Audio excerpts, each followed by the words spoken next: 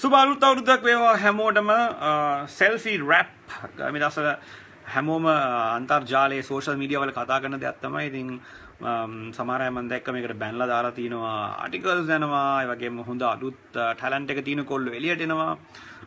වීබ්ස් ගොඩක් අයට හොඳ ලොකු ගුටුවට ගිහිල්ලා තිබුණා. ඉතින් ගොඩක් සන්තෝෂයි. ඉතින් දැන් මේ සෙල්ෆි රැප් හමුදාවට මම චැලෙන්ජ් එකක් බාර දෙනවා මේ අලුත් අවුරුද්දේ.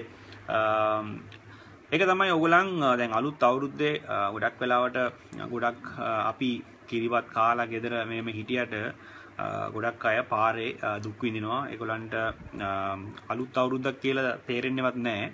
හැමදාම පාරේ බොහොම දුක්බර විදිහට ඉන්නේ. ඉතින් අපිට මේ සෙල්ෆි රැප් හමුදාවට අපි පෙන්වන්න ඕනේ සමාජයට දෙයක් කරන්න පුළුවන් කියලා.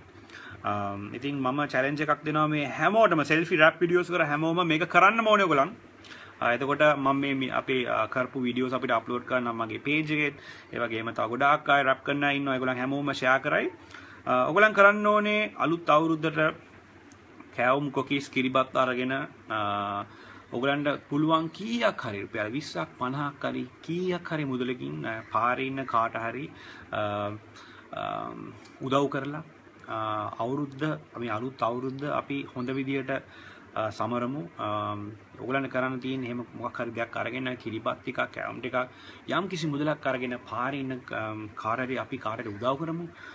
පුංචි මල්ලි කෙනෙක් නංගි කෙනෙක් කාට හරි උදව් කරලා ෆෝන් එකෙන් ඔයගොල්ලන් වීඩියෝ එකක් රෙකෝඩ් කරලා ඒක අප්ලෝඩ් කරන්න ඕනේ.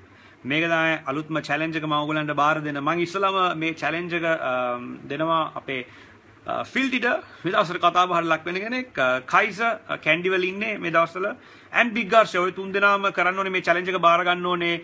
ඕගලන්ට තියෙනවා පැය 24ක් හරියටම